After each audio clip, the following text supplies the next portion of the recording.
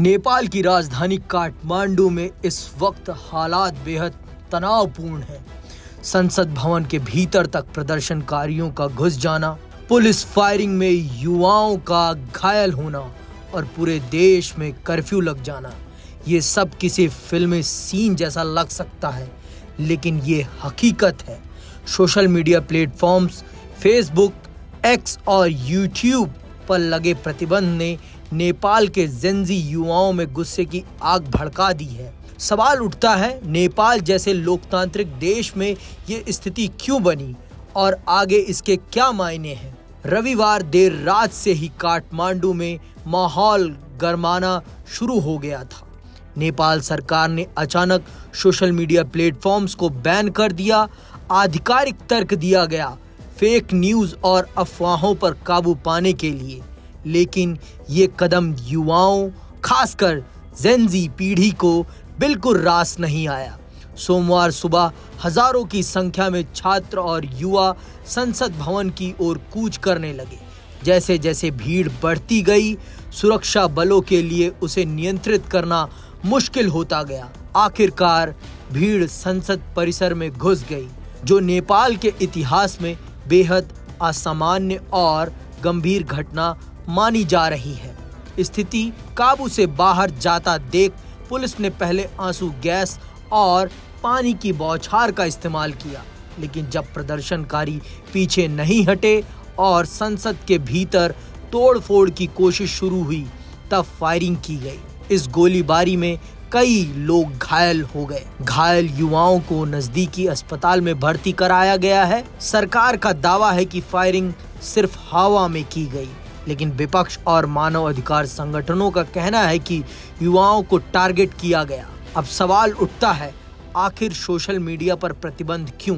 नेपाल सरकार ने आधिकारिक बयान में कहा, सोशल मीडिया प्लेटफॉर्म से अफवाहें फैल रही थी और देश की सुरक्षा को खतरा है। लेकिन युवा पीढ़ी के लिए सोशल मीडिया सिर्फ मनोरंजन का साधन नहीं है, ये उनके अभिव्यक्ति का माध्यम है। ये उनके लिए पढ़ाई, कमाई, कनेक्टिविटी का जरिया है और यही वो जगह है जहां वो सरकार से सवाल पूछते हैं। तो अचानक बैन लगाना उनके लोकतांत्रिक अधिकारों पर सीधा हमला माना गया।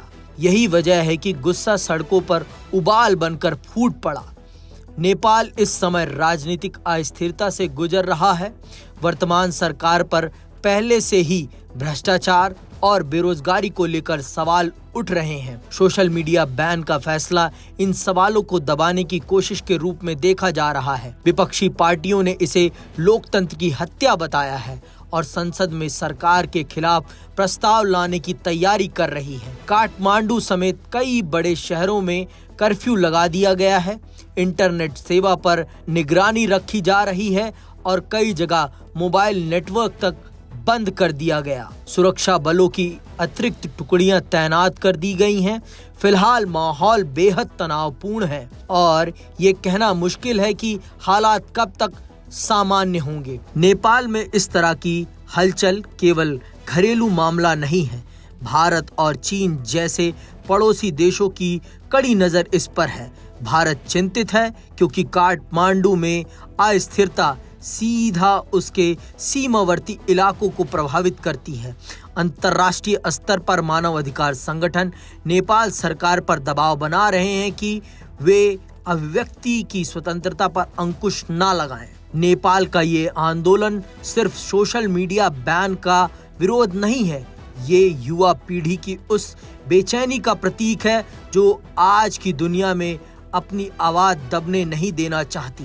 काठमांडू की सड़कों पर उठी ये आवाज आगे नेपाल की राजनीति और लोकतंत्र की दिशा तय कर सकती है। अब देखना ये होगा कि सरकार झुकेगी या हालात और बिगड़ेंगे। फिलहाल नेपाल की संसद से लेकर सड़कों तक सवाल सिर्फ एक है, लोकतंत्र कितना बचा है।